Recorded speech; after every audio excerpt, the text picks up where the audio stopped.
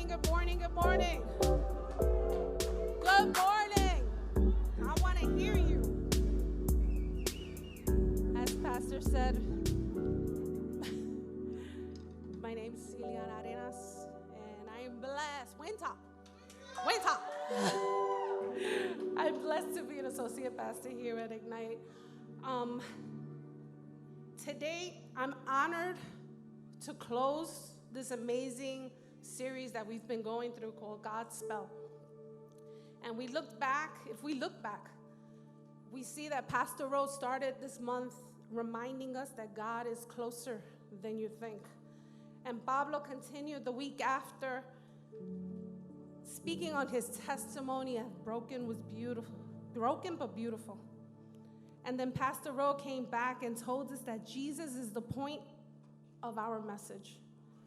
And Mike last week brought in a powerful, amazing message titled, This is what happens when you wait. So when I was told that I needed to bring the message today, I started to look and dig into the Bible, like, what is it that, Lord, that you want to continue saying? And he brought me to this, and it kept coming in my mind. I'm like, I kept looking, but this story kept coming, and I want to share this with you today. And if you go to Mark 14:3-9, it'll be on the screen. While he was in Bethany, reclining at the table in the home of Simon the leper, a woman came with an alabaster jar of very expensive perfume made of pure nard. She broke the jar, poured the perfume over his head. Some of those present were saying indignantly to one another, "Why this waste of perfume? It could have been sold for more than a year's wages and the money given to the poor." And they rebuked her harshly. "Leave her alone," said Jesus. "Why are you bothering her? She has done a beautiful thing to me. The poor you will always have with you, and you can help them anytime you want, but you will not always have me. She did what she could. She poured perfume on the body beforehand to prepare for my burial. Truly, I tell you, whenever the gospel is preached throughout the world, what she has done will also be told in memory of her." But I want to bring you back, before we continue, back to verse 3. While he was in Bethany, reclining at the table in the home of Simon the leper, a woman came with an alabaster jar of very expensive perfume made of pure nard. We see this woman, and she has come into this room where Jesus was reclining with other men. They were speaking about whatever they were speaking about at that moment. I want to take you back.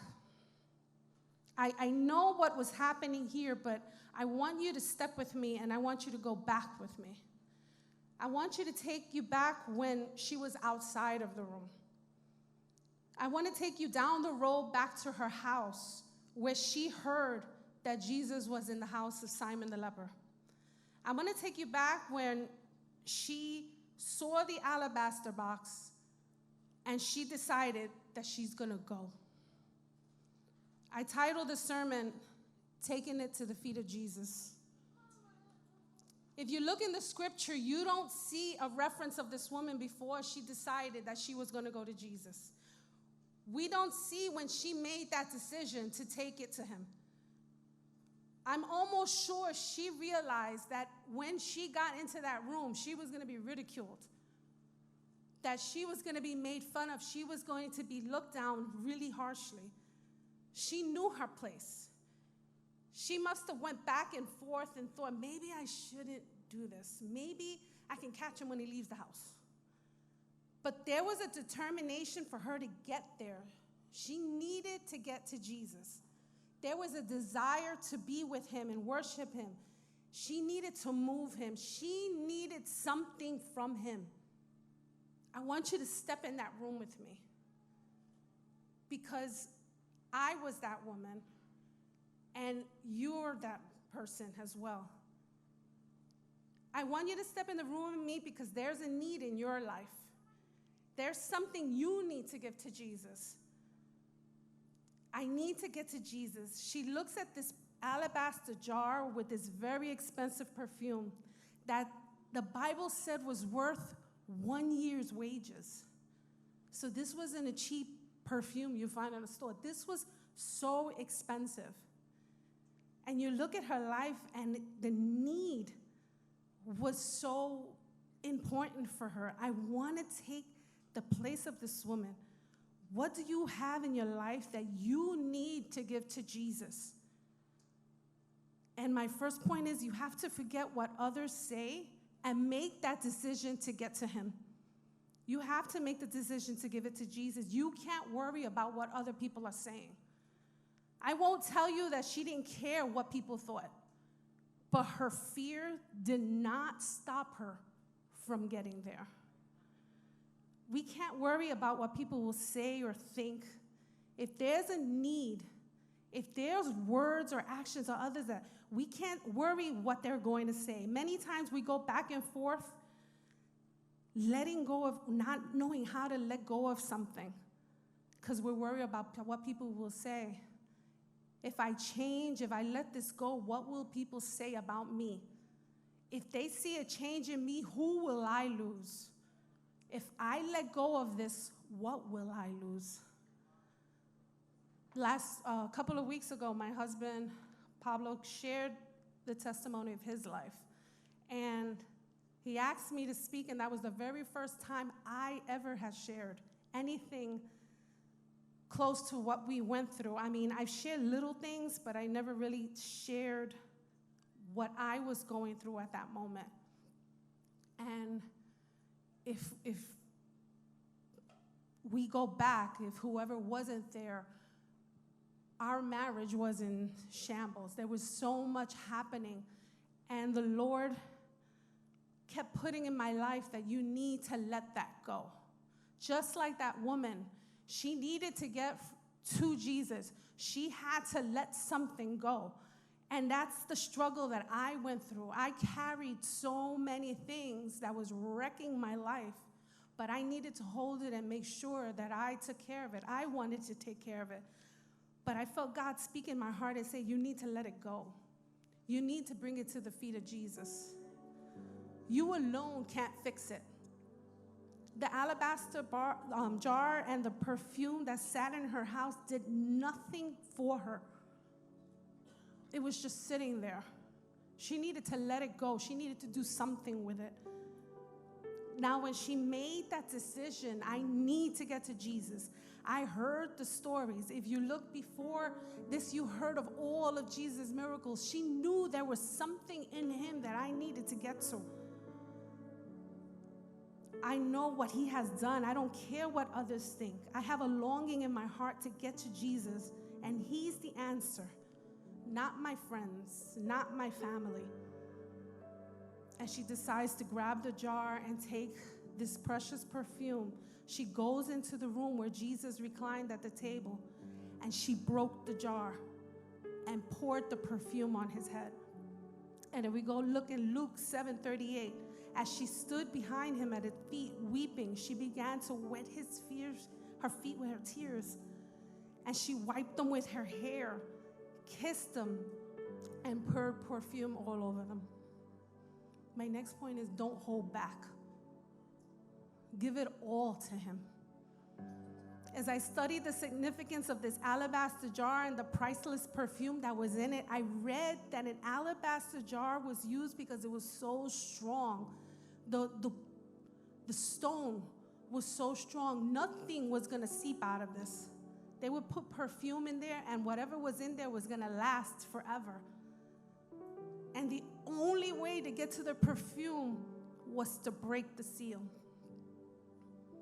The Lord is telling us today we need to break the seal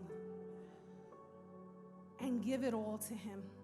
Once that seal was broken, whatever was in the bottle had to come out.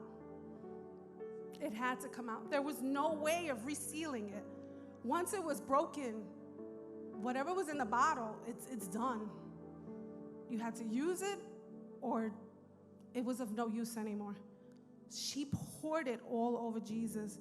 Every drop, the woman was not leaving any of it. You can't leave any of it. You can't hold on to what you've been carrying for so long. She broke it. I'm not leaving here with it again. She was determined not to leave that room with that jar and that perfume. She was determined to leave a different person. She didn't know how it was going to happen. She didn't know what Jesus was going to do, but all she needed to do was worship him, break it, and just give it all to him. He was going to make it right, and the only way that was going to happen if she would give it to him. We question over and over, how do I let it go? How do I give it to God? He's telling you to give it to him and give it to him completely. To me, that perfume in that jar symbolizes the things that we hold on to, that we think is important, that we can't let go, and it's weighing us down. And God is saying, give it to him. My family, my kids, my job, the situations in my life that I don't see an opening to, he's saying, just give it to me. Don't hold on to it. Don't try to fix it on your own, because it's not going to happen. I have a funny story that I wanted to share, that while I was working on this, it came to my mind. My nephew, Justin, he climbs, he does all these crazy things all his life. And our family is a camping family, so we go camping and we're in tents. And this was years ago, because I don't do a tent anymore. And he was young. I think he was 5 or 6 years old. And his nieces, my daughter and my other nieces, they were a little older, and they were in their tent. And a little frog jumped into their tent, a little toad. And they were screaming and going crazy. And they jumped out. And the first person they called, not their parents, they called Justin, because Justin will grab any animal or anything. Get in the tent and grab it. So Justin went in the tent, and you see the tent shaking, and he grabbed the frog, the toad, and he held it in his hand, and he was so happy because he had this frog, and the whole day he had the frog in his hand. He named it, and we would tell him, let's make a little box for him so you can put the frog in there. He's like, no, I'm just going to hold my frog. I'm going to hold it, and he held it all day long. He played, he jumped, he did everything with the frog. Can you imagine what happened to the frog at the end of the day? We noticed, it's like, the frog is not moving. We're like, Justin, the frog's dead. Because he held it, and he loved it, and he wanted it. And as much as we told him, let it go, put it in the box, he wanted to hold it. And it died. And I remember we buried it. We did a little funeral. We buried it, and he's like, Justin, do you want to say anything? And I remember this so clearly. He's 5, 6-year-old. He goes, I should have let it go. That's all. And he went running, playing. But he's like, I should have let it go. If I would have let it go, he would have been here. If you let go of the things that you've been carrying around for so long, you won't just sit there wondering, how do I get out of this? How do I change? And he's saying, just let it go and give it to me. Put it at my feet. We hold things so tight and don't give it to the person who's actually going to give it life. This whole month, God has been telling, and I'm sorry, worship team, I didn't give you enough time. You can join me up here. I'm sorry, I know it's not a long one today. This whole month, God has been telling us that we need to give it to Jesus. If we go back and we listen to the first sermon all the way till now, he has been preparing us the whole month, telling us, I'm the reason. Give it to me, broken and beautiful. This is what happens if you wait. I mean, it was lined up perfectly to tell you today that you need to let it go and just give it to him. Don't enter the new year that's coming up with the same thing. Don't leave this place today with it. Just leave it at his feet. After everything that God done in his life and my marriage, even preparing this sermon was a struggle for me. And I sat with Pablo and I was talking to him and I'm like, why am I struggling so much with this? And in that moment, he even told me, because there's still things you're not leaving at his feet. You're only giving it a little bit. You got to give it all. And I cried. And I'm being vulnerable with you now because I cried, because I'm like, after everything that he's done in my life, why am I just still giving him just a little bit? Because I'm so scared to let it go. I want to hold it. Because I feel that I can take care of it. I want to take you to Mark 14:8-9. Worship, we can start. After she did what she did, and the people mocked her and spoke to her so horribly, you should have taken that perfume and sold it and given it to others. Jesus' words were so comforting. He said, don't bother her, leave her alone. She did what she could. She poured the perfume on my body beforehand to prepare for my burial. Truly, I tell you, whenever the gospel is preached throughout the world, what she has done will also be told in memory of her. The jar and the perfume were no longer valuable. She was now the valuable one. The perfume was nothing.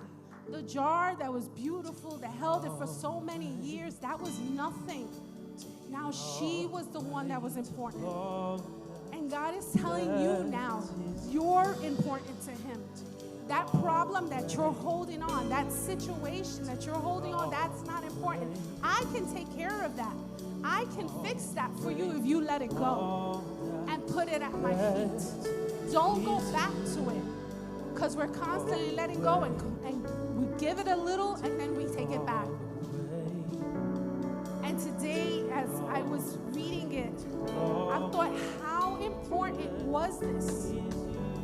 That what this woman did, that Jesus said that not only are you going to hear about it once, but I'm going to put it in 4 Gospels, because you need to keep hearing it and hearing it and hearing it.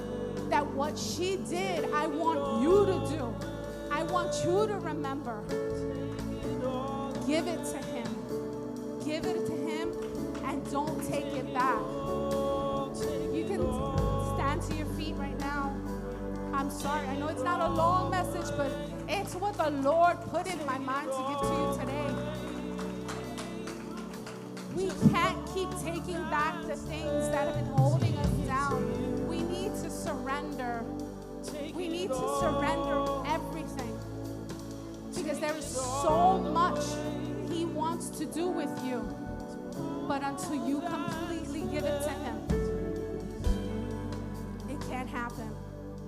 Just like my nephew, when he held it, he wants to give it life, but you have to let it go. I just want to pray real quick, and if the altar is open, if there's things you want to give it to Jesus, just give it to him and don't take it out. But I just want to pray that right now, the Lord touches your heart.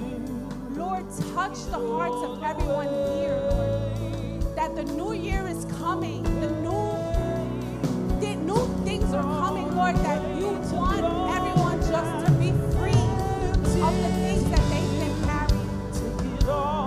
Lord, take everything, Lord. Take everything that we've had in our hearts for all this time that been weighing us down. I thank you, Lord, for what you're going to do today, Lord. I thank you for what you're going to do to every single heart here, those watching online, Lord, right now where they're at, Father God. I ask that you, Lord, let them release the things that have been holding them down, Lord. Look at their families, their children. I thank you for everything that you do.